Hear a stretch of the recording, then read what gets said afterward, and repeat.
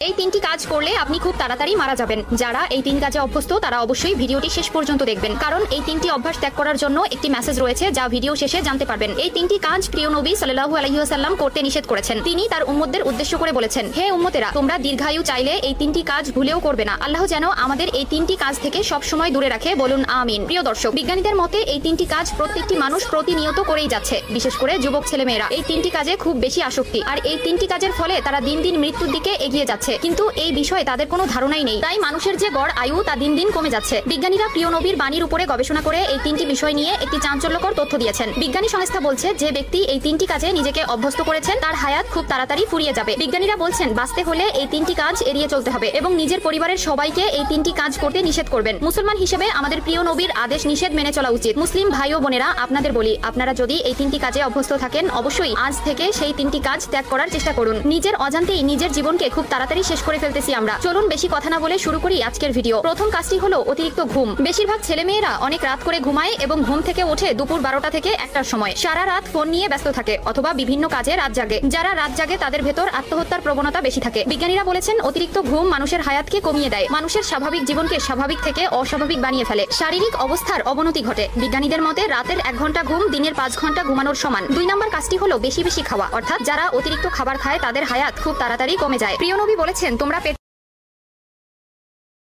রাগের মাথায় আপনি সন্তানকে বললেন, তুই মর, ফেরেশতারা বলল আমিন। তোর ভবিষ্যৎ অন্ধকার, ফেরেশতারা বলল আমিন। রেগে মেগে আপনি আপনার মেয়েকে বললেন, জীবনেও তোর কপালে স্বামীর ভাত জুটবে না, ফেরেশতারা আবারও বলল আমিন। আচ্ছা, আপনি না সেই ব্যক্তি যে তার নিজের জীবনের চাইতেও সন্তানকে বেশি ভালোবাসেন? আপনি না সেই ব্যক্তি যে তার সন্তানের জন্য হাসতে হাসতে নিজের জীবনটাও দিয়ে দিতে পারেন? আপনি না সেই ব্যক্তি যে আল্লাহর কাছে নিজের চাইতেও সন্তানের জন্য বেশি দোয়া করে? তাহলে কি করে নিজের হাতে নিজের সন্তানের এত বড় ক্ষতি করতে পারলেন? Doesn't make any sense. Common sense বলতে কিচ্ছু নাই আপনাদের? আপনারা কি জানেন না, আপনাদের রাগের মাথায় বদদোয়া করাগুলো ফেরেশতারা আমিন বলে। দাওয়াতুল ওয়ালিদ আলা ওয়ালাদি, বাবা মা তার সন্তানের জন্য যেই দোয়া করে, সেটা ভালো হোক কিংবা বদদোয়া হোক, আল্লাহ সেটাই কবুল করে নেয়। এজন্য খবরদার, নেভার কার্স ইউর চিলড্রেন। রাগের মাথায় কখনো সন্তানকে অভিশাপ করবেন না।